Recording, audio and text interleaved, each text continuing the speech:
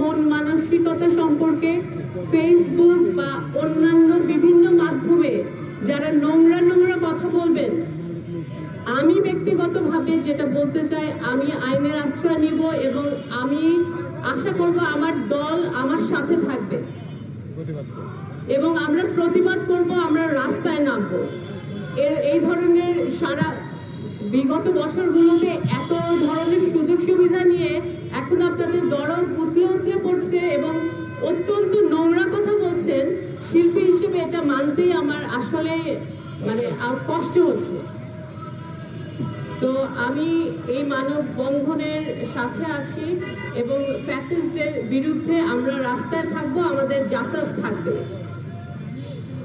আমরা তাদের আর মূল্যায়ন যে এখন আগের মতো তারা কাজ করবে বা আমাদের যারা শিল্পীরা ছিলেন, যারা কষ্টে ছিলেন, তাদেরকে বাদ রেখে এই ফ্যাসেটগুলো আবার পুনরায় আবার কাজ করবেন, আমরা এটা আর দেখতে চাই না। ধন্যবাদ। ধন্যবাদ মোহাম্মদ আজিজকে। আমাদের এই মানববন্ধনের সাথে সংহতি প্রকাশ করে আরো এখানে উপস্থিত আছেন আমাদের জাসাসের কেন্দ্রীয় কমিটির নেতা জনাব ইঞ্জিনিয়ার মঞ্জু, আছেন মালিক মুন্সি, আছেন আমাদের বাংলাদেশ চলচ্চিত্র এমপ্লয়িজ অ্যাসোসিয়েশনের সম্মানিত সভাপতি জনাব আব্দুল হান্নান এবং সাধারণ সম্পাদক জিএম সাহিদ। আমাদের মাঝে এখন সংক্ষিপ্ত আকারে দুটো লাইন বলার জন্য আমি টেলিভিশন অভিনেতা, নাট্য অভিনেতা জনাব আবির খানকে কিছু বলার জন্য বলেন। বিসমিল্লাহির রহমানির রহিম। উপস্থিত সবাইকে আসসালামু আলাইকুম। আপনারা জানেন বিগত 17 বছর এই কালচারাল ফ্যাসিস্ট যারা ছিল তারা ঘাপটি মেরে বসেছিল বিভিন্ন জায়গায়। প্রিয় ভাইরা, আপনারা জানেন যে তারা 15 আগস্ট আত্মপ্রকাশ করেছে অনেক জায়গা থেকে। আমি তাদেরকে হুঁশিয়ারি উচ্চারণ করে বলতে চাই, এই দেশ নিয়ে ষড়যন্ত্র করলে এর পরিণাম ভয়াবহ হবে। এই দেশ নিয়ে ষড়যন্ত্র করলে দাদাদের দেশে যেভাবে চলে গেছে আপনাদের ফ্যাসিস্ট প্রধানমন্ত্রী ছিল, ঠিক সেখানে আপনাদেরকে চলে যেতে হবে। ওই দেশে বসে আপনাদেরকে টাকা পাঠাচ্ছে আর আপনারা এখানে 15 আগস্টে আপনারা স্ট্যাটাস দিচ্ছেন। বিজেপির কাছে যে কি করেছেন সেটা আমরা দেখেছি, এফডিসির ভিতরে কি করেছেন সেটা আমরা দেখেছি। সবকিছু দলীয়করণ করে নিয়ে আপনারা একতরফা ভাবে এই দেশটাকে লুটে পুটে খেয়েছেন, এই দেশের সম্পদকে বাইরে পাচার করেছেন। সেই সুযোগ এই বাংলাদেশ আর হবে না। আগামী 50 বছরের মধ্যে আপনাদেরকে আমরা বলতে চাই, আপনারা যেভাবে আছেন ওইভাবে ভালো থাকেন এবং এই বাংলাদেশে বর্তমানে যে প্রধান উপদেষ্টা আছে আমি ওনাকে বিশেষভাবে অনুরোধ করব, এই ফ্যাসিস্ট যারা কালচারাল ফ্যাসিস্ট আছে তাদেরকে অবিলম্বে গ্রেফতার করুন এবং তাদেরকে সাজার আওতায় আনুন। আমরা ইথন বাবু ভাই নেতৃত্বে, শিবাসনু ভাই, মুন্না ভাই যারা আছে, সিনিয়র লিডার যারা আছে, আমরা তাদের নেতৃত্বে সামনে আরো দুর্বার আন্দোলন গড়ে তুলব। সবাই ভালো থাকবেন সংগ্রামী ছাত্র বন্ধুরা। আসসালামু আলাইকুম। আমাদের মাঝে আরো উপস্থিত আছেন আমাদের জাসাস নেত্রী, স্বৈরাচার বিরোধী আন্দোলনের অন্যতম সৈনিক হোসনে আরা মায়া। আমি এ পর্যায়ে বক্তব্য রাখার জন্য আহ্বান জানাবো আপনাদের, আমাদের সকলের প্রিয় বাংলাদেশের প্রতিটি মানুষের প্রিয়। আমার মনে হয় না যে বাংলাদেশের এমন কোন লোক আছেন যা উনার গান যিনি শুনেন নাই বা ওনাকে যিনি শুনেন না। আমাদের সকলের প্রিয় অত্যন্ত পরিচিত মূল্য কুদ্দুস ভাইকে আমি কিছু বলার জন্য আহ্বান জানাচ্ছি, প্লিজ।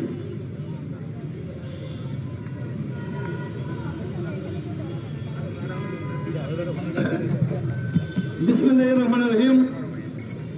লা ইলাহা ইল্লাল্লাহু মুহাম্মাদুর রাসূলুল্লাহ।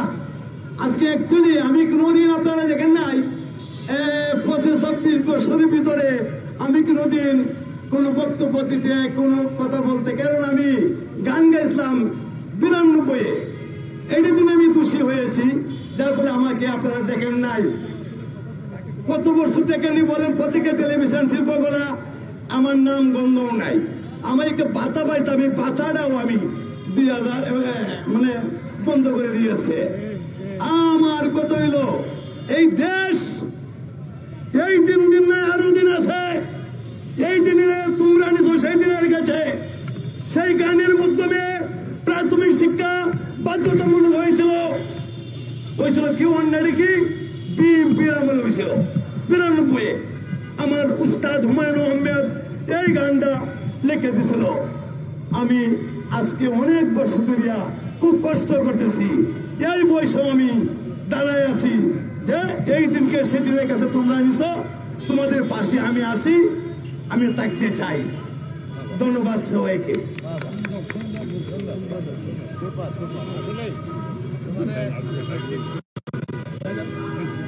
ধন্যবাদ কুদ্দুস ভাইকে। আমাদের আরেকজন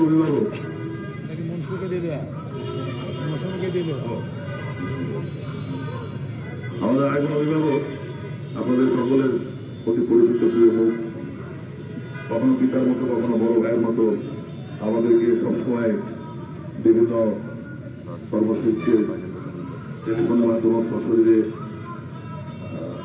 আমাদের উপস্থিত দিতেন। বিভিন্ন কর্মসূচিও সফল করা যায় আমাদের সাথে করা হতো।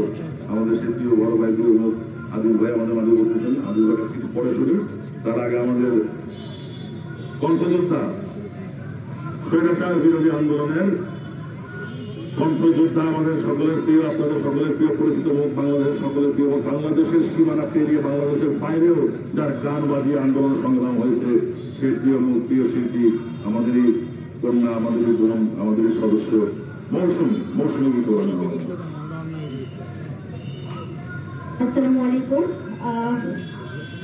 আজকে কালচারাল ফ্যাসিস্টদের বিরুদ্ধে মানববন্ধনে আমরা সবাই একত্রিত হয়েছি।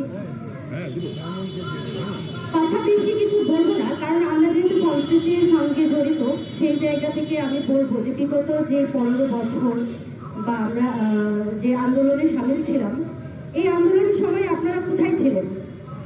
যিনারা ওই ধরনের পোস্ট দিয়েছিলেন ফেসবুকে, দেখছি যে তাদের এত আবেগ, আবেগ ধরে রাখতে পারছে না দেখে আবেগগুলো তুলে ধরছে। তো আপনাদের এই আবেগগুলো তখন কোথায় ছিল? যে দেশের মানুষরা যখন এত কষ্ট করছিল, খাইতে পারছে না, মন খুলে কথা বলতে পারছে না, কোনো কিছু তাদের অধিকার বুঝে পাচ্ছে না, ভোট দিতে পারছে না, তখন আপনারা কই ছিলেন? আপনারা তখন কোথায় ছিলেন? তখন আপনাদের এই আবেগটা বের হয়ে আসে নাই? আপনাদেরকে বলছি, যেখানে আছেন এসির মধ্যে আছেন, আপনারা কত শান্তিতে আছেন, আপনারা দেশে ঘর পেতেছেন, বিদেশে ঘর পেতেছেন, তাহলে সেই জায়গা থেকে আপনাদের এই এত আরাম আয়েশ রেখেও কেন এত আবেগ আপনাদের উঠলে ওঠে? এই আবেগগুলো দেশের প্রতি দেখান। দেশের এই যে এত কষ্ট করে যারা দেশের জন্য আন্দোলন করলো, যারা রক্ত দিল, তাদের প্রাণের কি কোনো দাম নেই আপনাদের কাছে? রক্তের কোনো দাম নেই?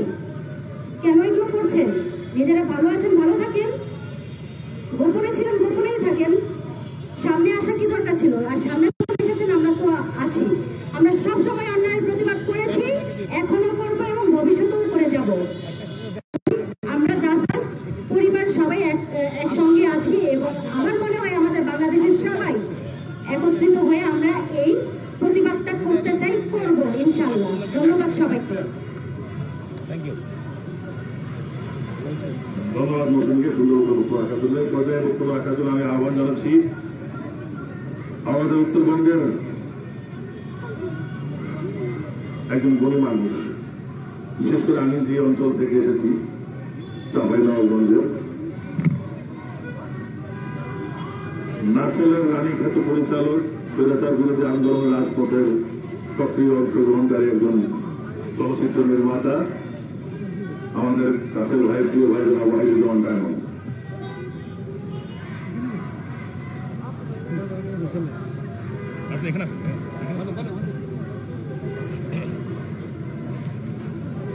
বিসমিল্লাহির রহমানির রহিম।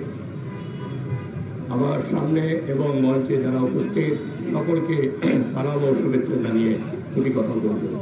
আসসালামু আলাইকুম। সাল 2007, নন্দীগ্রাম, কলকাতা, পশ্চিমবঙ্গের নন্দীগ্রামে 6 জন কৃষক হত্যা হয়েছিল। আমি তখন সেখানে অবস্থান করছিলাম। চলছিল আন্তর্জাতিক চলচ্চিত্র উৎসব। কালচারাল সেক্টরে এমন একটি মানুষ ছিল না যে সেই সরকারের কালচারাল ওই দিনের আন্তর্জাতিক চলচ্চিত্র উৎসবকে বর্জন করে নাই। সন্ধ্যায় যখন নিউজ দেখছিলাম টেলিভিশনে, তখন দেখলাম যে মৃণাল সেন থেকে আরম্ভ করে নিউজে বলা হচ্ছে পশ্চিমবঙ্গের যত বুদ্ধিজীবী আজ এবং সাংস্কৃতিক অঙ্গনের সকল মানুষ আজ পশ্চিমবঙ্গের রাজপথ কাঁপিয়ে দিয়েছে। এবং তাই দেখলাম সুনীল থেকে আরম্ভ করে অপর্ণা সেন কেউ বাদ ছিল না সেই দিন ওই পদযাত্রায়। আজ আপনারা নিশ্চয়ই দেখছেন ভারতের দক্ষিণের একজন থালাপতি বিজয় নামে অ্যাক্টর স্বৈরাচার উপাধি দিয়ে মোদির বিরুদ্ধে অবস্থান আহ্বান করেছেন আন্দোলনের। লক্ষ লক্ষ মানুষ এই চলচ্চিত্র অভিনেতার ডাকে সাড়া দিয়ে উপস্থিত হয়েছে। আর আমরা কি দেখলাম? আমরা দেখলাম গুলি করে হাজার শত শত ছেলে মেয়েকে বাচ্চাদেরকে গুলি করে হত্যা করা হচ্ছে, শিশুদেরকে হত্যা করা হচ্ছে, হেলিকপ্টার থেকে গুলি চালানো হচ্ছে। আর আমাদের এইখানকার কতিপয় চলচ্চিত্র, নাট্য, সঙ্গীত এই সমস্ত শিল্পী ওরা টেলিভিশনের ইট ধরে কান্নাকাটি করছে। কেউ আবার উপদেশ দিচ্ছে প্রশাসনকে এবং পুলিশকে যে বাচ্চাদের গরম পানি নিক্ষেপ করো। তাদের বিচার হবে না এদেশে? হতে হবে। কি অন্যায় করেছিলেন খালেদা জিয়া? এই দল সেদিন খালেদা জিয়ার বাড়ির পানির লাইন কাটার জন্য, গ্যাস লাইন কাটার জন্য, তার বাড়িতে যেন খাদ্য প্রবেশ না করে এই জন্য গুলশানে মানববন্ধন করেছিল। যাদের ছবি আমরা পিছনে দেখছি তাদের অনেকেই সেই মানববন্ধনে উপস্থিত ছিল। আমরা তখন তো দেখি নাই সেই লোকগুলোকে অন্যায়ের বিরুদ্ধে কথা বলতে। যখন বনশ্রীতে একটা বাচ্চা দেখছে তার গ্রিলের ওই লোহা চিত্র করে গিয়ে যখন বাচ্চাকে নিহত করা হয়, নিহত হয়, তখন তো দেখি নাই তাদেরকে কথা বলতে। দুঃখিত, তখন আলো আসবে, তখন আলো আসবে বলে গ্রুপ করেন, উৎসাহিত করেন ওই ফ্যাসিস্ট সরকারকে গুলি চালানোর জন্য, উৎসাহিত করেন ওই ফ্যাসিস্ট সরকারকে গরম পানি নিক্ষেপ করার জন্য। ধিক্কার জানাই আপনাদের প্রতি। আপনারা কোনদিন চলচ্চিত্র বা নাট্যাঙ্গনের শিল্পী ছিলেন না, ওই সেদিনই প্রমাণ হয়ে গেছে। আপনারা ছিলেন স্বার্থবাদ, টাকা, পদ, এই সমস্ত অর্জনের লক্ষ্যে আপনারা স্বৈরাচারকে সমর্থন দিয়েছিলেন, এছাড়া আর কিছু নয়। আমরা তাদের বিচার দাবি করে আমার বক্তব্য এখানে শেষ করছি। আসসালামু আলাইকুম। ধন্যবাদ ডায়মন্ড ভাইকে তার মূল্যবান বক্তব্য রাখার জন্য। আসলে এই যে নৃশংস হত্যাকাণ্ড জুলাই 1924, জাতিসংঘের রিপোর্ট অনুযায়ী 136 জন শিশুকে টার্গেট করে গুরুতর হত্যা করা হয়েছে। টার্গেট কিলিং করা হয়েছে। ওই 25 আগস্টে তো আপনারা সে তাদের প্রতি সংগ্রামে কোনো প্রস্তুতি দেন না ভাই।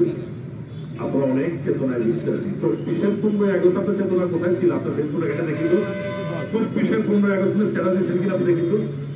দেন না। তখন চেতনা ঘুমায় রাখছিলেন আপনারা। আপনার চেতনাটারে একটু প্রসারিত করেন, বদলা একটু বড় করে তোলেন। দেখবেন ওইখানে অনেক জনের জায়গা দেওয়া যায়। মাওলানা আব্দুল হামিদ খান বাসানি, শহীদ রাষ্ট্রপতি জিয়া রহমান, 7 জন বীর শ্রেষ্ঠ, 30 লক্ষ শহীদ, 2.5 লক্ষ বীরাঙ্গনা জায়গা দিতে হবে।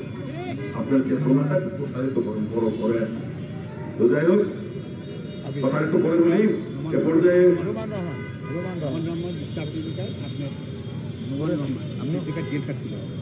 এ পর্যায়ে বক্তব্য রাখার জন্য আহ্বান জানাচ্ছি আফ্রিকা রোমান রহমান, যিনি স্বৈরাচারের বিরুদ্ধে আন্দোলনের কারণে দীর্ঘদিন কারাভোগ করেছেন। Roman Rahman Africa. বিসমিল্লাহির রহমানির রহিম। আজকে আমরা এখানে উপস্থিত হয়েছি বাংলাদেশ জাতীয়তাবাদী সামাজিক সংগঠন থেকে।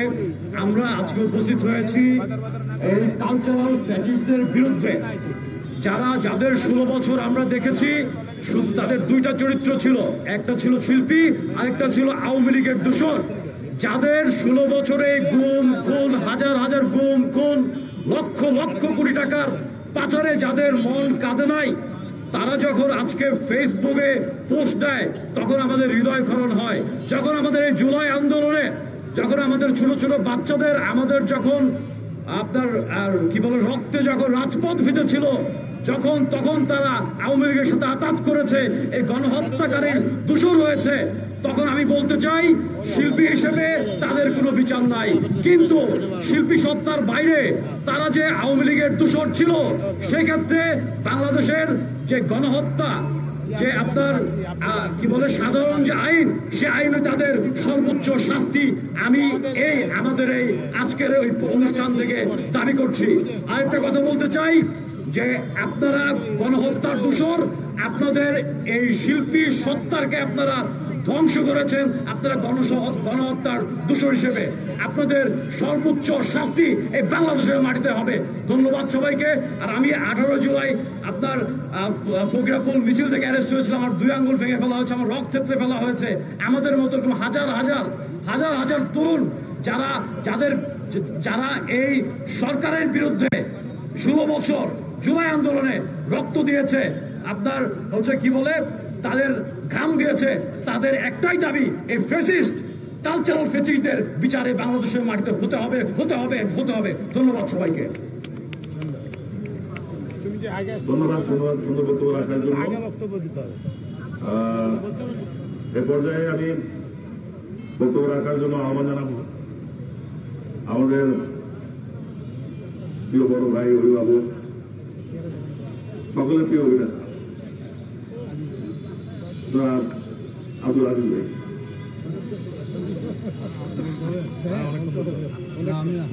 আমি হাফ মিনিটের বেশি বলতে পারি। সবাইকে শুভেচ্ছা। এ পাশে এবং আমরা যারা রাস্তায় আছি সবার জন্যই আমার আন্তরিক শুভেচ্ছা। আসলে শিল্পী সংস্কৃতি কর্মী যারা, তারা যুগে যুগে অত্যাচারের বিরুদ্ধে কথা বলে এসছে, অত্যাচারের বিরুদ্ধে গান গেয়েছে, নাটক করেছে, অভিনয় করেছে, সবকিছু। আমরা হঠাৎ করে দেখেছি, আমি ব্যক্তিগতভাবে বলি, 69-এ ট্রাকে করে আমরা গান গেয়েছি এদেশের জন্য, 71-এ গান গেয়েছি ট্রাকে করে, সেটা অত্যাচারের বিরুদ্ধে। 24-এ অত্যাচারের বিরুদ্ধে গান গেয়েছে আমার ছোট বোন, সুর করেছেন আমার ছোট ভাই মিথুন বাবু। এরকম হয়েছে। আমরা সবসময় শিল্পীরা অত্যাচারের বিরুদ্ধে কথা বলে এসেছি, অত্যাচারের বিরুদ্ধেই বিভিন্ন প্রোগ্রাম করেছি। কিন্তু কেউ আবার অত্যাচারের সপক্ষে গান গাওয়া শুরু করে, তখনই মনে কষ্ট হয়। আমরা যারা অত্যাচারিত, দীর্ঘ সময় ধরে অত্যাচারিত, তারাই আজকে রাস্তায়। কিন্তু যারা অত্যাচারের পক্ষে কাজ করেছে, তাদের জন্য আমাদের ধিক্কার। আমরা কারো বিরুদ্ধে কথা বলছি না, আমরা কারো শত্রু নই, আমরা শিল্পী সবারই বন্ধু। শিল্পীরা সবারই বন্ধু হয়েই দেশের কাজ করেন, মানুষের কাজ করেন, দেশের উন্নতির কাজ করেন, সবকিছু করেন। কিন্তু শিল্পীদের কেউ আঘাত দিলে সে ফুঁসে ওঠে। আঘাত কিভাবে? যদি অন্যায়ভাবে আঘাত দেন, শিল্পীরা ফুঁসে উঠবেই। সেই ফুঁসে ওঠা আজকের আমার এই ফুটপাতে দাঁড়ানো। জীবনের প্রথম আজকে আমি রাস্তার ধারে ফুটপাতে দাঁড়িয়ে আছি। জীবনের প্রথম আজকে এই ফুটপাতে দাঁড়িয়েছি। ওই আমরা সবাই যাকে জানি, ফ্যাসিস্ট শিল্পীদের বিরুদ্ধে দাঁড়াবার জন্য। তারা নিজেদের স্বার্থ হাসিলের জন্য অনেক কিছু করেছেন, কিন্তু আমরা সেই স্বার্থ হাসিল করতে চাই না। আমরা জাতীয়তাবাদী শিল্পীরা আমাদের শুধু নিজেদের নয়, দেশের মানুষের, দেশের সবকিছু উন্নতির জন্য কাজ করে যেতে চাই। আমরা যেতে চাই আমাদের সবকিছু উজাড় করে দিয়ে দেশের উন্নয়ন। অতএব আমরা শিল্পীরা সামনের দিকে এগিয়ে যাব।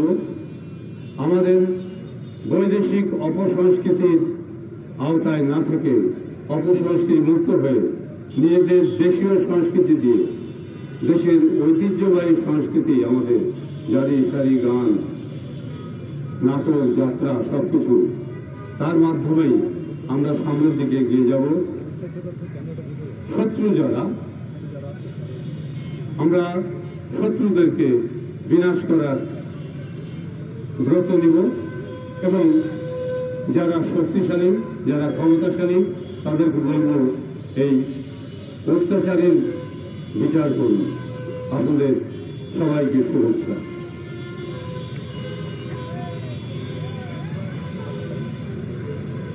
ধন্যবাদ আজিজ ভাইকে। আমাদের বক্তব্য প্রায় শেষের দিকে চলে আসছে। আমি এই পর্যায়ে আপনাদেরকে দু একটা কথা বলতে চাই। আসল হচ্ছে উদ্দেশ্যটা হচ্ছে আমার সেই সহকর্মী যারা খুব চেতনা আবেগ নিয়ে জানি খুব লেখালেখি অনেকদিন কাজ করেছি আপনাদের সাথে। যদি জানতাম যে আপনাদের চেতনা আবেগ একটা জায়গায় সীমাবদ্ধ, তাহলে হয়তো সামনাসামনি বোঝানোর চেষ্টা করতাম। আজকে মাইকে বলতে একটু বলি যে চেতনায় আপনারা বিশ্বাস করেন। আপনারা মনে করেন একটি ভাষণ মানে মুক্তিযুদ্ধ না। একটা কথা বলি, শুনেন, পড়তে হবে, জানতে হবে, ইতিহাসটা পড়েন, জানেন, বিভিন্ন গুণীজনদের লেখাগুলো পড়েন, তারপরে বক্তব্য রাখেন, তারপরে স্ট্যাটাস দেন ফেসবুকে।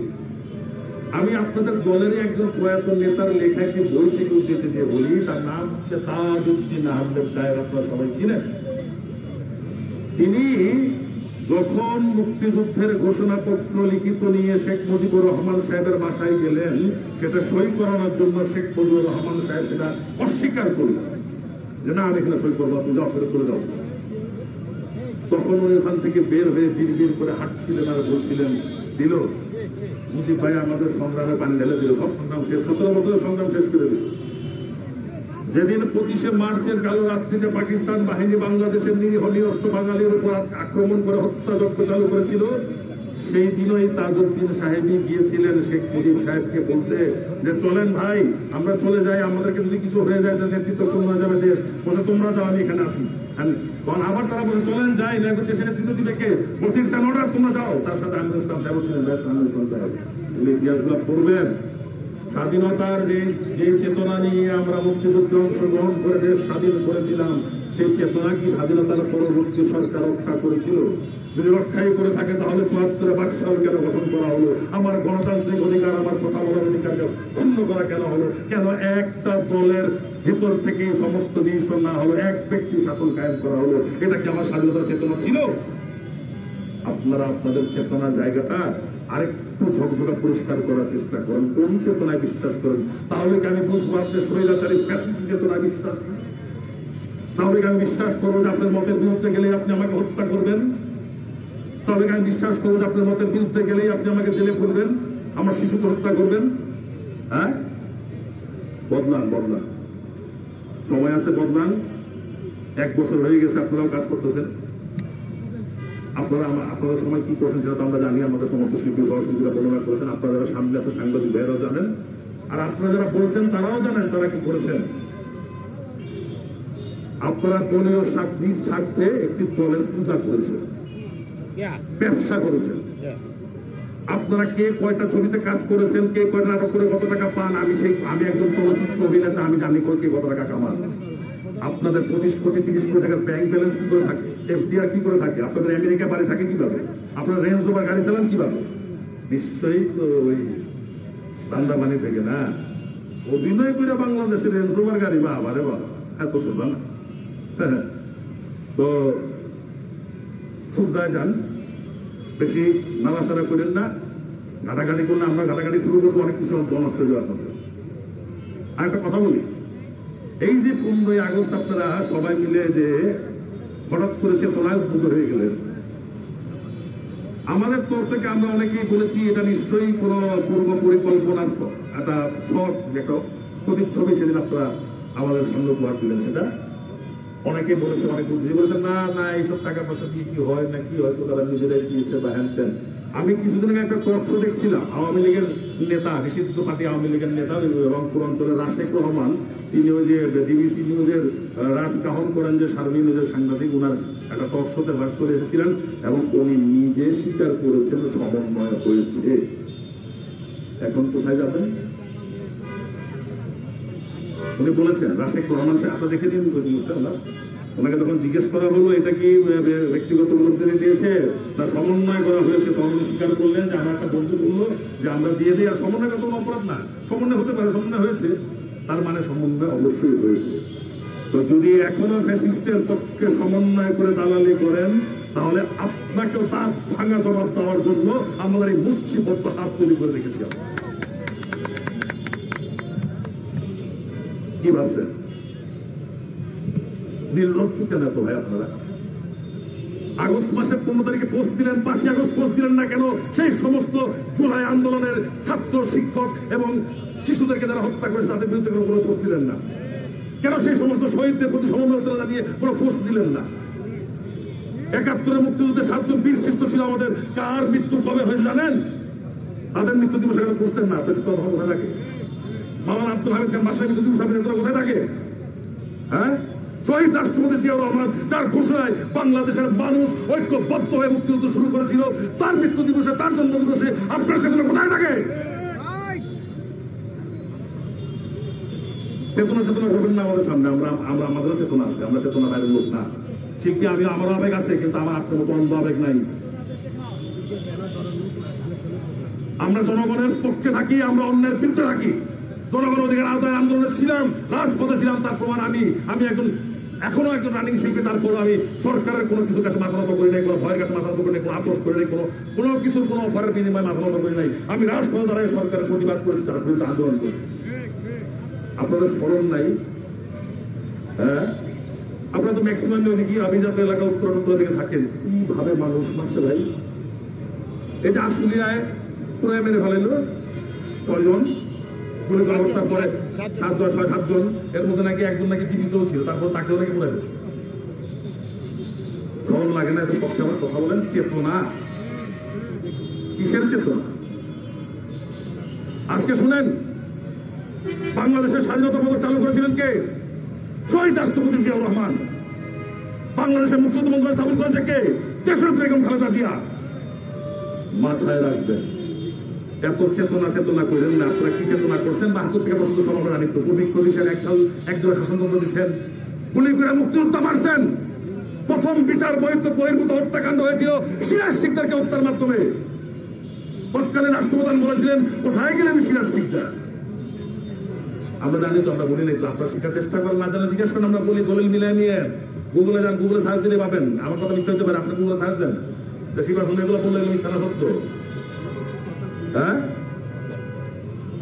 তো একদলীয় শাসন ব্যবস্থায় বলেন, মুক্তিযুদ্ধের চেতনা ধ্বংস বলেন, বিচার বহির্ভূত হত্যাকাণ্ড বলেন, লুটপাটের মাধ্যমে 74 দুর্ভিক্ষ বলেন, সবই আপনারা আমাদেরকে উপহার দিচ্ছেন। শেষমেশ উপহার দিয়েছেন 24 জুলাই আগস্টের গণহত্যা। পক্ষান্তরে আমরা সবসময় বাংলাদেশের জনগণের পক্ষে ছিলাম, বাংলাদেশের জনগণের স্বাধীনতার পক্ষে ছিলাম, গণতন্ত্রের পক্ষে ছিলাম, বাংলাদেশের উন্নয়নের পক্ষে ছিলাম। যার কারণে আমার নেতা শহীদ রাষ্ট্রপতি জিয়াউর রহমান 72 গণতন্ত্র প্রবর্তন করেছিলেন। আমার নেতা শহীদ রাষ্ট্রপতি জিয়াউর রহমান গার্মেন্টস শিল্প বাংলাদেশের স্থাপনের মাধ্যমে দেশের মানুষকে, কর্মহীন মানুষকে কর্মশক্তি দিয়েছিলেন, কর্মের সুযোগ করে দিয়েছিলেন। তো আমার নেতৃত্বের সময় খালেদা জিয়া সংসদীয় গণতন্ত্র প্রবক্তা। তিনি 1991 সালে বাংলাদেশের প্রথম মহিলা প্রধানমন্ত্রী হন। তখন তিনি রাষ্ট্রপতি পদ পরিবর্তন থেকে তিনি সংসদে সরকার চালু করেন। তো সমস্ত গণতান্ত্রিক পদক্ষেপ তো আমাদের হাতেই নেয়া।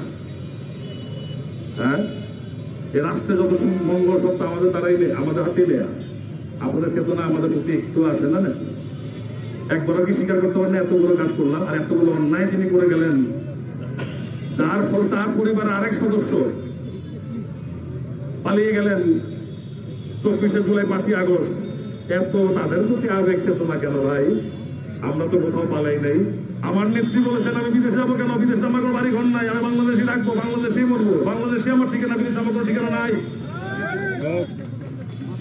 আর আপনাদের তো অনেক ঠিকানা। হ্যাঁ, বেলজিয়াম, ভারত, হ্যাঁ,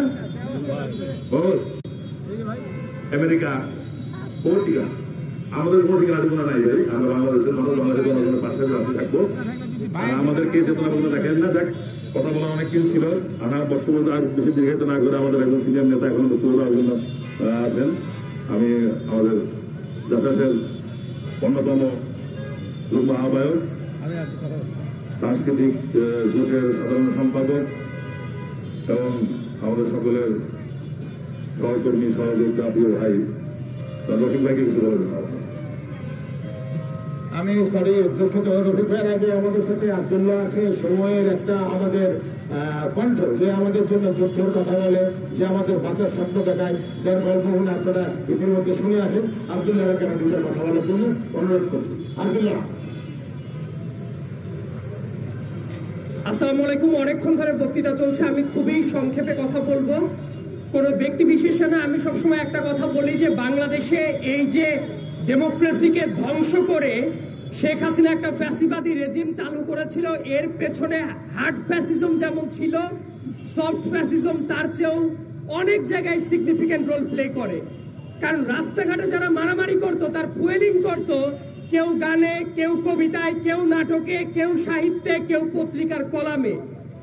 এদের হয়তো বা ক্রিমিনাল অফেন্সটাকে ওইভাবে জাস্টিফাইড করা যায় না, কিন্তু তারা যেভাবে হাসিনার অন্যায্য কাজগুলোকে বৈধতা দিত এবং তার পরবর্তী সময়ে এসে তারা বিভিন্ন জায়গায় মিশে গেছে, তাদের অতীতের যে কাজগুলো ছিল সেই কাজগুলো নিয়ে কেউ প্রশ্নও করে না। আমি বলছি না যে বর্তমানে অনেক কাজ হচ্ছে, যে কোনো অপরাধ হলেই যাকে তাকে হত্যা মামলায় অ্যারেস্ট করতে হবে, এটা অন্যায্য কাজ, এই কথাটা আমাদের বলতে হবে। এইটা করতে গিয়ে আলটিমেটলি যেটা করা হয়, তাদের যা অন্যায্য কাজ ছিল সেইটার গ্র্যাভিটিটাকে নষ্ট করে দেওয়া হয়, কারণ হত্যা মামলায় তাদের অপরাধ প্রুফ করা যাবে না। কিন্তু যে ব্যাপারটা সবার সামনে উন্মুক্ত হওয়ার দরকার ছিল, এমনকি 2024 সালের 7 জানুয়ারির ওই ডামি ইলেকশন করে পুরো জাতির সাথে যখন তামাশা করা হয়, তখন মিডিয়ার অনেক মানুষ আছে যারা হাতের বৃদ্ধাঙ্গুলে কলঙ্কের ছাপ, শেখ হাসিনার ডামি ইলেকশনের কলঙ্কের ছাপ তারা ফেসবুকে প্রকাশ করে গর্ব প্রকাশ করত। কিন্তু দেখা গেল 5 আগস্টের পরবর্তী সময়ে তারা বিভিন্ন জায়গায় বুক ফুলিয়ে চলাফেরা করছে। তাদের ব্যাপারে কোনো জবাবদিহিতার প্রশ্নের জায়গাটা কখনোই কেউ আনে নাই। অনেক মুক্তিযুদ্ধের চেতনার কথা বলে, কিন্তু এই কালচারাল ফ্যাসিস্টদের অনেকে এরকম ছিল, একটা পদ্মা সেতুর মতো রুটিন ওয়ার্ক উদ্বোধন করতে গিয়ে পদ্মা সেতুকে 71-এর সাথে তুলনা করে ফেলতো। তখন আমাদের মহান মুক্তিযুদ্ধের অবমাননা হইতো না, কারণ তারা ছিল ওই স্বৈরাচারের দোসর এবং তারা যা বলতো সেটা হয়ে যেত জায়েজ। অনেক সাংবাদিক ভাইরা আমাদের সামনে দাঁড়িয়ে আছেন, সাংবাদিক ভাইদের জীবনে কি অন্যায্য কষ্ট, কি জিনিসগুলো ফেস করতে হয়েছে সেটা অনেক সাংবাদিক ভাইরা জীবন দিয়ে প্রুভ করেছেন। অনেকে শুধুমাত্র ন্যায্য কথা লেখার জন্য তাদের জীবনের পর দিয়ে যে ঝুঁকি চলে গেছে সেই কথাটা কেউ বলেন না। কিন্তু একই সাথে আমাদের এই সাংবাদিক ভাইরা যারা জীবনের সবকিছু উপেক্ষা করে ন্যায়ের পথে, হকের পথে, গণতন্ত্রের পথে, ভোটাধিকারের পক্ষে লিখেছেন, তাদের গুম হতে হয়েছে, তাদের কখনো খুনের শিকার হতে হয়েছে, তাদের চাকরি চলে গেছে, তাদের জীবনকে শেষ করে দেওয়া হয়েছে। কিন্তু বিপরীত ক্রমে এই ন্যায্য কথা বলা সাংবাদিক ভাইদের নিষ্পেষণ করে অন্য এক ক্যাটাগরির, মানে শেখ হাসিনার প্রেস কনফারেন্সে উপস্থিত হওয়া সাংবাদিকবৃন্দ এই দেশের সবচেয়ে এলিট লাইফ লিড করত। কিন্তু তাদেরকে বিভিন্ন ক্যাপাসিটিতে দেখবেন তারা এখনো অনেক ক্ষেত্রে মিশে আছে। যারা মা মা করতে করতে শেখ হাসিনার পায়ে লটিয়ে পড়তো, সেই শিল্পীরা এখনো দেখবেন মুভি করে বেড়ায়, গান করে বেড়ায়, তারা বিভিন্ন জায়গায় মিশে বেড়ায়। ঠিক 2023 সালে 24 সালে তাদের ভিডিও দেখবেন, তারা পৃথিবীর ইতিহাসের সবচেয়ে জঘন্যতম একজন স্বৈরাচারের পায়ে হাত দিয়ে মা মা করতে করতে মুখে ফেরা তুলে ফেলতো। একই সাথে অনেক সাংবাদিকরা ছিলেন, আমি সবার কথা বলছি না, সেই সাংবাদিকরা প্রেস কনফারেন্সে পৃথিবীর নিকৃষ্টতম দালালির নজির স্থাপন করেছে। তারা এখনো অনেকে বহাল তবিয়তেই আছেন। অনেক প্রযোজক ছিলেন, অনেক গায়ক ছিলেন, অনেক কবি ছিলেন, তাদের কাজই ছিল শেখ হাসিনার অন্যায্যতাকে বৈধতা দেয়া। দুঃখজনক ব্যাপার হলো 5 আগস্টের পরে আমরা মনে করেছিলাম তাদেরকে জবাবদিহিতার আওতায় আনা হবে, কিন্তু তাদেরকে জবাবদিহিতার আওতায় না এনে উপরন্তু তারা এখন এমন অনেক জায়গায় মিশে গেছে, যে জায়গায় বিগত দিনে যারা ভোটের অধিকার নিয়ে কথা বলতো, মানুষের অধিকার নিয়ে কথা বলতো, তারাও অনেক জায়গায় এখনো বৈষম্যের শিকার হচ্ছে। কিন্তু ওই সুবিধাবাদী 5 গোষ্ঠী তাদের কালার পরিবর্তন করে বিভিন্ন জায়গায় এই যে মিশে যেতে পারলো, এটা একটা অনেক বড় দুর্ভাগ্যের ব্যাপার। অতীতে মিডিয়া পাড়ার অনেকেই আছেন যারা ভোটের অধিকার নিয়ে কথা বলে কখনো কোনো আনুকূল্য পায় নাই, তাদের মুভি রিলিজ দেওয়া হয় নাই, তাদেরকে কালচারাল কোনো অ্যাক্টিভিজমে পার্টিসিপেট করতে দেওয়া হয় নাই। তাদের ভাগ্যের কি খুব বেশি পরিবর্তন হয়ে গেছে?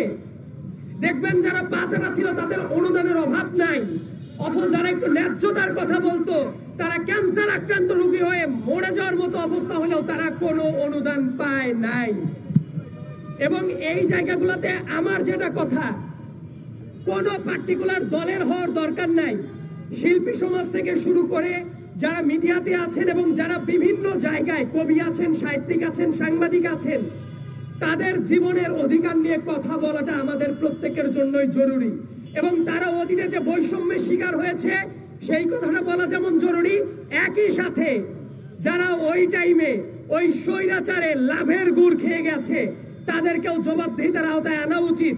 কেন তারা ওই পাতানো ইলেকশন গুলার বৈধতাতে কাজ করেছে, কেন তারা ওই সিআরআই এর ফান্ড নিয়ে তাদের জীবন ধারণ করেছে, কেন তারা অন্যদের জীবন নিয়ে সিনেমিনি খেলার জন্য আলো আসবেই নামের গ্রুপ খুলেছে, অথচ তাদের মনের ভেতর ছিল সবচেয়ে বড় কালো।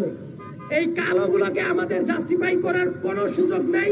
তারা যে অপকর্ম করেছে সুযোগ পেলে তারা আবার সবল মারবে।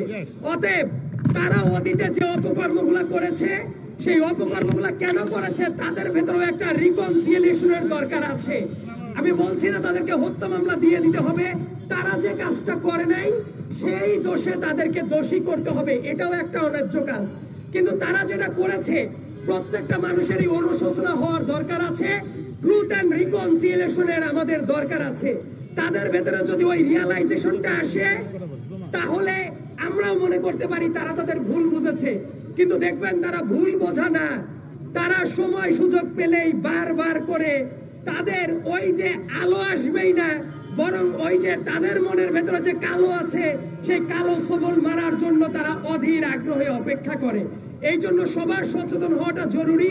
কিভাবে একটা সফট ন্যারেটিভ তারা প্রতিষ্ঠা করত সেই ব্যাপারটা বুঝে সেই মানুষগুলো ষড়যন্ত্রের বিরুদ্ধে আমরা যদি সতর্ক না থাকতে পারি তাহলে ভবিষ্যতে ওই কালো আসবে এই গ্রুপটা আবার এসে সবল মারার জন্য কিন্তু রেডি থাকবে। সেই ধরনের দিন আর না আসুক। যারা শিল্পী সমাজ আছেন, কবি আছেন, সাহিত্যিক আছেন, গায়ক আছেন, তাদের জীবনের ন্যূনতম অধিকার নিয়ে, ন্যূনতম মানবিক মর্যাদা নিয়ে এবং সামাজিক মর্যাদা নিয়ে তারা ভালো থাক, সেই দাবি রেখে আমি আমার বক্তৃতা শেষ করছি। ধন্যবাদ। ধন্যবাদ আব্দুল্লাহকে, থ্যাংক ইউ। একজন উপদেষ্টার শাশুড়িকে জামিন দিলেন, এখানে আমাদের কোনো অসুবিধা নাই। আপনারা জানেন কোন উপদেষ্টার শাশুড়িকে জামিন দেওয়া হয়েছে। দেখেন শফিকুল স্যার বাইরে আসছে, দেখেন অনেকেই বাইরে আসছে, আমরা কিন্তু তাদেরকে কিছু বলছি না, কারণ আইনের প্রতি আমাদের শ্রদ্ধা সবসময় ছিল, সবসময় আছে, থাকবে। আমরা প্রথমেই বলেছি আমরা কারো বিরুদ্ধে না, আমরা ফ্যাসিস্টের বিরুদ্ধে, আমরা হচ্ছে অন্যায়ের বিরুদ্ধে। এবার আসছে আমাদের মাঝে একটা তরুণ সমাজের বলিষ্ঠ কণ্ঠ ইশাক সরকার। আজকের এই বিক্ষোভ সমাবেশে উপস্থিত আজকে সবার সম্মানিত সভাপতি, প্রধান অতিথি, বাংলাদেশ জাতীয়তাবাদী দল বিএনপি স্থায়ী কমিটির অন্যতম সদস্য, রাজপথের অগ্নি বসল সাহসী যোদ্ধা আমাদের শ্রদ্ধেয় আপা সেলিম আপা এবং উপস্থিত আছেন সকল নেতৃবৃন্দ, সকলকে জানাই আমার ব্যক্তিগত উদ্দেশ্য থেকে শুভেচ্ছা অভিনন্দন। নেতৃবৃন্দ, ফ্যাসিবাদ আবার মাথা চাড়া দিয়ে উঠছে, আমরা দেখতে পাচ্ছি আবার তারা রাজপথে আসার চেষ্টা করছে। এত বড় গণহত্যা, এত রক্তক্ষয়ী সংঘর্ষ, এত হত্যা, এরপরে আবার তারা ফিরে আসতে চায়, এটা আমাদের বাংলাদেশের জনগণের জন্য কোনো ধরনের কাম্য নয়। আমরা চাই এই ফ্যাসিবাদের বিচার বাংলার মাটিতে হোক। ফ্যাসিবাদের বিচার না হওয়া পর্যন্ত আমরা আবার রাজপথে প্রতিদিন জীবন বিসর্জন দেওয়ার জন্য প্রস্তুত থাকবো। ফ্যাসিবাদ যাতে কোনো ক্রমেই বাংলার মাটিতে আর ফিরে আসতে পারে আমরা সকলেই সতর্ক থাকতে হবে।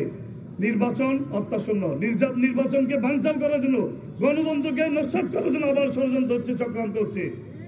এই যে আপনারা দেখতে পাচ্ছেন আজকে ফ্যাসিবাদ মুক্ত হয়েছে, এটা একা কারোর পক্ষে সম্ভব ছিল না।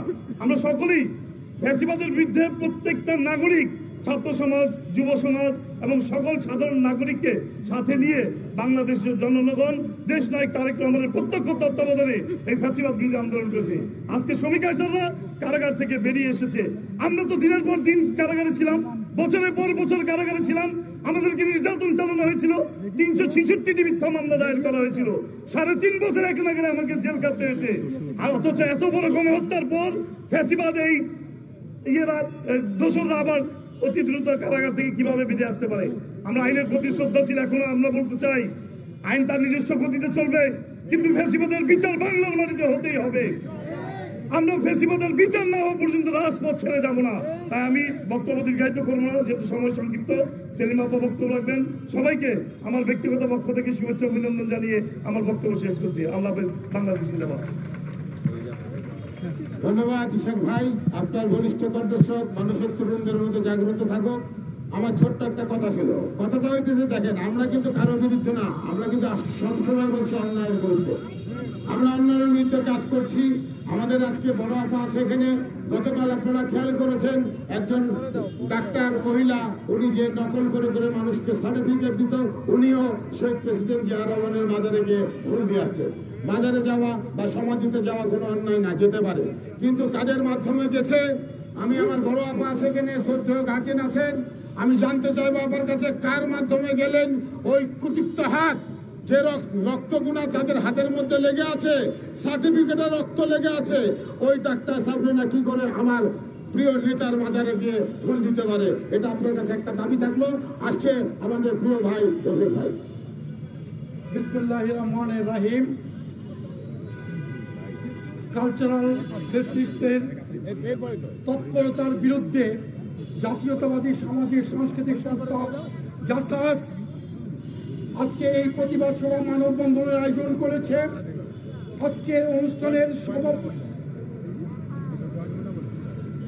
আজকের অনুষ্ঠানের আয়োজক এবং যিনি উদ্যোক্তা, আন্দোলন সংগ্রামের সাংস্কৃতিক আন্দোলনের চেনামক কণ্ঠযোদ্ধা ইথুন বাবু।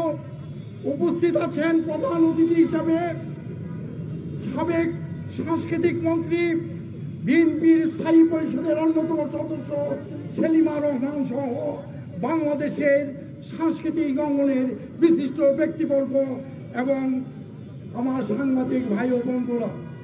আলোচনা সংক্ষিপ্ত। 5ই আগস্ট গণ অভ্যুত্থানের মাধ্যমে স্বৈরাচারী শেখ হাসিনা এবং আওয়ামী লীগের পতন ঘটেছে।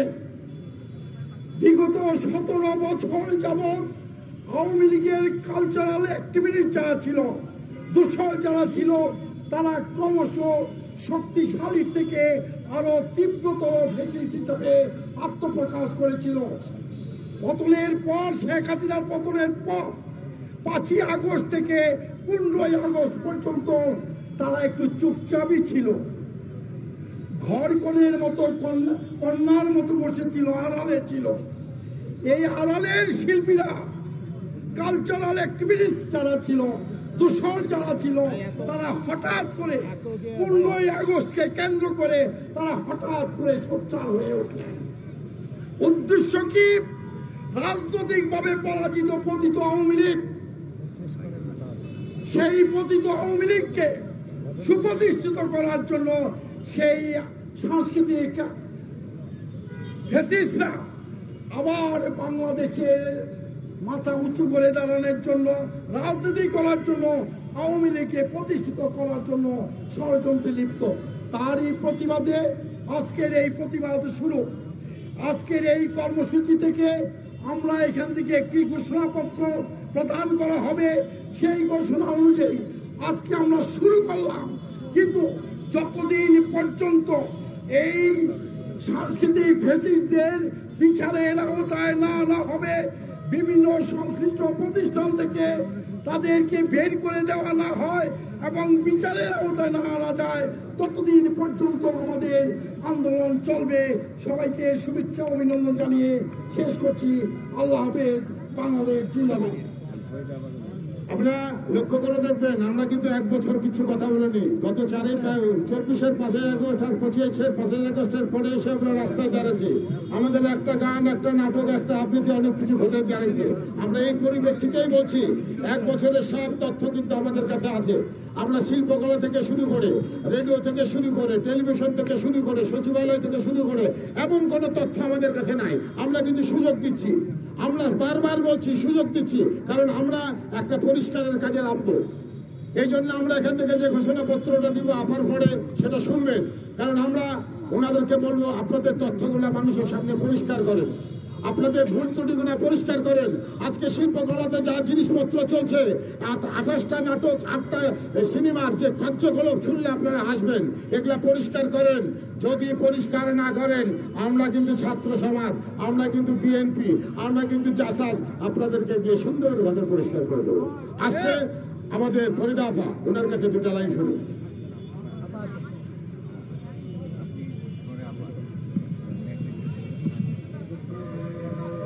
বাংলা ভীষণ তো একটু দিয়ে বিসমিল্লাহির রহমানির রহিম। আজকে এই জাসাস কর্তৃক আয়োজিত এই মানববন্ধন স্বৈরাচারের বিরুদ্ধে প্রতিবাদ সভার সম্মানিত সভাপতি, উপস্থিত রয়েছেন বাংলাদেশ জাতীয়তাবাদী দলের একমাত্র নারী সদস্য, স্থায়ী কমিটির অন্যতম সদস্য, সারা বাংলাদেশের নারী সমাজের অহংকার, রাজপথের লড়াকু সৈনিক বেগম সেলিমা রহমান আজকের এই প্রোগ্রামের মধ্যমণি। উপস্থিত রয়েছেন এখানে আমাদের আর এক তারুণ্যের অহংকার, লালবাগের কৃতি সন্তান, হাজারীবাগ লালবাগ দিয়ে যিনি দীর্ঘ জীবন জেলে কাটিয়েছেন, নির্যাতিত হয়েছেন, সেই ইসাক সরকার। আর উপস্থিত রয়েছেন এখানে আজকের এই মানববন্ধন যারা আয়োজন করেছেন, সেই বিভিন্ন পর্যায়ের শিল্পীবৃন্দ, সাংস্কৃতিক নেতৃবৃন্দ এবং আমার সামনে মিডিয়ার সকল ভাই ও বোনেরা, আসসালামু আলাইকুম। আমি শুধু একটি কথাই বলবো, বিগত 17 বছর ধরে এই জাসাস যারা ছিল হাসিনার চাটুকার, হাসিনার পা চেটে তারা এই দেশকে একটি নৈরাজ্য সৃষ্টি করে আপনারা দেখেছেন যে লুটপাটের স্বর্গরাজ্য তৈরি করেছিল। তাই আমরা আর দেখতে চাই না কোন সাহিত্য, সাংস্কৃতিক, খেলাধুলার ক্ষেত্রে কোন ধরনের স্বৈরাচার বা ফ্যাসিস্টের কোন জায়গা হোক। তাই আমরা বলতে চাই, আগামী দিনে আপনারা যারা নেতৃত্বে থাকবেন তারা সচেতন থাকবেন, কোনোভাবে কোনো ফ্যাসিস্টকে আর যেন কোথাও জায়গা করে না দেওয়া হয়। সবাইকে সোচ্চার থাকতে হবে। সবাই ভালো থাকবেন। আজকে আমাকে এখানে বক্তৃতা দেওয়ার জন্য আপনাদেরকে অসংখ্য ধন্যবাদ। আল্লাহ হাফেজ। বাংলাদেশ জিন্দাবাদ, জাতীয়তাবাদী জাসাস জিন্দাবাদ, জিয়া রহমান অমর হোক, বেগম খালেদা জিয়া জিন্দাবাদ, আমাদের তারুণ্যের অহংকার তারেক রহমান জিন্দাবাদ। জাতীয়বাদী সামাজিক সাংস্কৃতিক সংস্থা জাসাস কর্তৃক আয়োজিত আজকের এই মানববন্ধনে এখন বক্তব্য রাখবেন আজকের এই অনুষ্ঠানের মধ্যমণি বাংলাদেশ জাতীয়বাদী দলের স্থায়ী কমিটির অন্যতম সদস্য, সাবেক মন্ত্রী বেগম সেলিমা রহমান। বেগম সেলিমা রহমানকে এখন বক্তব্য রাখার জন্য অনুরোধ করছি।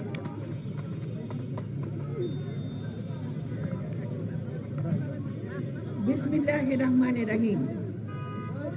আজকের ফ্যাসিস্ট বিরোধী এই মানব বন্ধনের সম্মানিত সভাপতি, আমাদের বিশিষ্ট সুরকার, গীতিকার জনাব ইথুন বাবু উপস্থিত আছেন, শিল্পীদের মধ্যে বিভিন্ন পর্যায়ের নেতৃবৃন্দ, জাসাসের নেতৃবৃন্দ উপস্থিত, গণমাধ্যমের নেতৃবৃন্দ উপস্থিত, সংগ্রামী ভাই ও বোনেরা, আসসালামু আলাইকুম। আমি কিছুদিন আগে একটা কথা বলেছিলাম, সেটা হলো আওয়ামী লীগের সেই যে স্বৈরাচার দুঃশাসনের পায়ের শব্দ এখনো মাঝে মাঝে পাওয়া যায়। তাই আমরা দেখতে পাচ্ছি গত 1 বছর পরে আমাদের কিছু শিল্পী সমাজ সেই আবার একত্রিত হয়ে সেই স্বৈরাচারের জন্য মায়া কান্না কাঁদছে। আমার দুঃখ এখানেই, এরা হলো শিল্পী সমাজ, যারা সমাজের প্রতিনিধি, যারা সমাজকে সত্য ও সুন্দরটা শেখায়, যারা এই মানুষের মাটি ও মায়ের গান নিয়ে, জনগণের জীবনযাত্রা নিয়ে মানুষের জীবনকে আলোকিত করে। সেই শিল্পী সমাজ থাকবে সব সময় সত্য ও ন্যায়ের পক্ষে। কিন্তু আজকে অত্যন্ত দুঃখজনকভাবে হলেও সত্যি, আমাদের শিল্পী সমাজের মধ্যে বিভাজন হয়ে গেছে। কেন এই বিভাজন? আমি শুধু বলতে চাই, যারা আজকে কান্নাকাটি করছেন তাদেরকে বলছি যে আপনারা কি সেদিন জনসাধারণ থেকে বিচ্ছিন্ন হয়ে তৎকালীন স্বৈর সরকারের বিভিন্ন সুবিধা নিয়ে আপনারা সেদিন সুবিধা নিয়ে নিজের আত্মসুখ উপলব্ধি করেছেন এবং নিজেদের সম্পদ গড়ে তুলেছেন? আপনারা সেদিন দেখেন নাই কিভাবে আয়না ঘরে বাবাকে বন্দি করে একটি সন্তানকে বাবার কোল থেকে বিচ্ছিন্ন করেছে? আপনারা সেদিন দেখেন নাই কিভাবে মানুষের বুকের উপর নির্যাতন চলছে? আপনারা সেদিন দেখেন নাই কিভাবে আমাদের সাধারণ নাগরিক থেকে বিরোধী মতামত যারা পোষণ করত সবাইকে কারাগারে নির্যাতনে শিকার হতে হয়েছে, জেল খাটতে হয়েছে? আপনারা সেদিন দেখেন নাই দ্রব্যমূল্যের সেই ভীষণ অবস্থায় সিন্ডিকেটের কারণে সাধারণ জীবন ধুকে ধুকে মরেছে? কারণ আপনারা তো মানুষকে বিশ্বাস করেন না। আপনারা কিসের শিল্পী? আপনারা নিজেদের সম্পদ গড়ার জন্য আপনারা সেদিন কাজ করেছেন, বিভিন্ন রকম ভাবে অকল্পনীয় সমস্ত তুলে ধরেছেন, কিন্তু সমাজের সত্য কথা, সমাজের যে সুন্দর প্রতিচ্ছবি, সমাজের যে গণতন্ত্রের অভিযাত্রা, কোনোটাই আপনারা রাখেন নাই। কাজেই আজকে আমরা বলতে চাই, 5ই আগস্টে যে 24-এ যে গণ অভ্যুত্থান হয়েছিল, সেই গণ অভ্যুত্থানে ছাত্র, যুবক, শ্রমিক, জনতা, নারী, পুরুষ, শিশু সকলে সেদিন নেমে এসেছিল। সকলের বুকে আহাজারি ছিল। সেদিন শিশুকে হত্যা করা হয়েছে, আমার ছাত্র ভাইদেরকে হত্যা করা হয়েছে গুলি করে। আপনাদের সেই দোসর, আপনাদের স্বৈর সরকার, সে পালিয়ে যেতে বাধ্য হয়েছে সেই গণ অভ্যুত্থানের ফলে।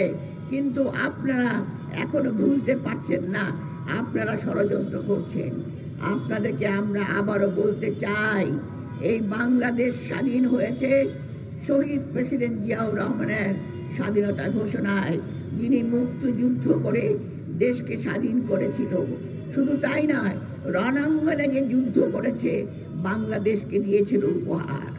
এ দেশে এগিয়ে নিয়ে গিয়েছিল দেশনেত্রী বেগম খালেদা জিয়া, যিনি ওই স্বৈর সরকারের কবলে পড়ে, যাকে মিথ্যা মামলায় গত 18টা বছর ধুকে ধুকে মৃত্যুর সঙ্গে পাঞ্জা লড়তে হচ্ছে, কিন্তু তিনি এখনো আপোষ করেন নাই। তার একটাই কথা, এদেশের জনগণ আমার সন্তান, আমি মরলে এদেশে মরবো, সন্তানদের অধিকার। তাই তিনি একটি কথায় বলে গেছেন জেলে যাওয়ার সময়, দেশ বাঁচাও, মানুষ বাঁচাও। আজও তিনি গণতন্ত্রের জন্য লড়াই করছেন। তিনি কিন্তু আপোষ করে অনেক আগে সরকারে বসতে পারতেন, কিন্তু তিনি তা করেন নাই। তাই তাকে মিথ্যা মামলায় আজকে তিনি এই অবস্থায়, আজকে বিভিন্ন অসুখে তিনি জর্জরিত। আজকে আমাদের সামনে আপনাদের ভারপ্রাপ্ত চেয়ারম্যান জনাব তারেক রহমান আছেন, যিনি এই দুঃশাসনে স্বৈর শাসকের কবলে পড়ে মৃত্যুর মুখ থেকে যিনি বিদেশে অবস্থান করে চিকিৎসা শেষে এই বিরাট বাংলাদেশের জনগণকে একত্রিত করে আবার এই আন্দোলনকে সফলের নেতৃত্ব দিয়েছেন। আন্দোলন সফল হয়েছে এবং স্বৈর সরকার পালিয়ে গেছে, পতিত সরকার পালিয়ে গেছে, দানবীয় সরকার পালিয়ে যেতে বাধ্য হয়েছে। তাই একটা কথা আপনাদেরকে বলতে চাই, আপনারা এখনো সজাগ হন। আপনারা শিল্পী মানুষ, শিল্পী চর্চা করেন বিভিন্ন ক্ষেত্রে, যে যেখানে আছেন আপনাদের চর্চার মধ্যে দিয়ে এদেশের মানুষের সাধারণ জীবন, এদেশের মানুষের চিত্র, এদেশের মানুষের ছবি এবং এদেশের মানুষের কথা বলার অধিকার, সেই অধিকার যেন ফিরে আসে। আপনারা সাবধান হয়ে যান, কারণ ছাত্র, জনতা, শিল্পী এবং নারী, পুরুষ, শিশু সবাই আজ সচেতন। আপনারা সচেতনতার কথা বলে লাভ নাই, চেতনার কথা বলেও লাভ নেই। মুক্তিযুদ্ধ চেতনার কথা বলে বাংলাদেশকে শোষণ করেছেন এই আপনারাই, আপনাদের সহযোগে আপনাদের সরকার। তাই আমরা বলতে চাই, এই প্রতিবাদী এই শিল্পী সমাজ যারা আজকে এখানে দাঁড়িয়েছে, তাদেরকে বলতে চাই, আপনারা সব সময় অন্যায়ের বিরুদ্ধে সোচ্চার থাকবেন। সেই সোচ্চার হবে জনগণের জন্য, জনগণের অধিকারের জন্য, গণতন্ত্রের জন্য। ধন্যবাদ। আল্লাহ হাফেজ। বাংলাদেশ জিন্দাবাদ। বেগম জিয়া জিন্দাবাদ। শহীদ জিয়া অমর হোক। তারেক রহমান জিন্দাবাদ। সাংবাদিক বন্ধুরা একটু অপেক্ষা করতে হবে। এখন আজকের অনুষ্ঠানের সভাপতি এবং সংস্কৃতি ফ্যাসিস্ট বিরোধী আন্দোলনের রূপকার ইতুন বাবু তার সভাপতির বক্তব্য রাখবেন এবং কর্মসূচি ঘোষণা করবেন। ইতুন বাবু, আমি বেশি সময় নেব না। আমাদের 1 মিনিটে আমাদের যে কল্পনা এবং আমাদের যে বাস্তবায়নের চিন্তা এবং তাদের বিরুদ্ধে যেটা আমাদের কথা বলার দাবি সেটাই বলছি। একটা কথা বলতো আমার গুরু যে ভালো হইতে পয়সা লাগে না। আমরা দেখেছি এখনো কিছু বেসরকারি টেলিভিশন, বিটিভি, শিল্পকলা এরা সবাই কিন্তু ওই ফ্যাসিস্টদেরকে কিন্তু পৃষ্ঠপোষক করতে এসে আমার এই শ্রদ্ধেয় ক্যামেরা ভাইরা আপনারা খুব ভালো করে জানেন এবং টেলিভিশন চ্যানেল ভাইরা খুব ভালো করে জানেন। আমি গতকালকে খালি আপনাদেরকে ফোন করেছি, আজকে দেখেন কতশো মনে করেন আমাদের চ্যানেল চলে আসছে। সেটা হলো ভালোবাসার প্রকাশ। আপনাদেরকে স্যালুট যারা আসছেন, আমার কথা রেখেছেন। আমি একটা কথা বলতে চাই, আপনাদেরকে আমরা 21 দিন টাইম দিলাম আজকে এই প্রেস ক্লাবের সামনে থেকে। এই 21 দিনের মধ্যে যার যার স্থান থেকে আপনাদের প্রতিবেদন খারাপ করে, আপনাদের প্রতিবেদন প্রেস করে ফ্যাসিস্টদেরকে টানিয়ে দিয়ে আপনাদের নিচের ব্যক্তটা পূরণ করুন, আপনাদের জায়গা পরিষ্কার করুন। এই 21 দিনে যদি পরিষ্কার না করতে পারেন, সচিবালয় থেকে শুরু করে টেলিভিশন পর্যন্ত, টেলিভিশন থেকে শুরু করে শিল্পকলা পর্যন্ত একদম যা আছে, টেলিভিশন বেসরকারি চ্যানেলগুলোকে 2-1 টাকা বলতে চাই, আপনারা এখনো পৃষ্ঠপোষকতা করছেন। হাত জোর করে বলছি, এখনো সাবধান হয়ে যান। কারণ আমরা একটা গান দিয়ে কিন্তু বলেছিলাম দেশটা তোমার বাপের নাকি, এবার কিন্তু বলে দেবো টেলিভিশনটা আপনার বাপের নাকি। কারণ আপনারা কাজ করবেন, আপনাদের এখানে অনেকে কাজ করছে, অনেকে পেটের ভাত রোজগার করছে, তাই বলে ফ্যাসিস্টদেরকে নিয়ে কাজ করেন না। 21 দিনের এই আলটিমেটাম দিলাম, বাংলাদেশ টেলিভিশন থেকে শুরু করে নিয়ে, শিল্পকলা থেকে শুরু করে নিয়ে, সচিবালয় থেকে শুরু করে নিয়ে আপনারা 21 দিনের মধ্যে ঝাড়ু ঝাঁটা দিয়ে আপনাদের স্থান পরিষ্কার করুন। যদি 21 দিনের মধ্যে পরিষ্কার না করেন, আমরা সবাই মিলে আপনাদের জায়গাগুলো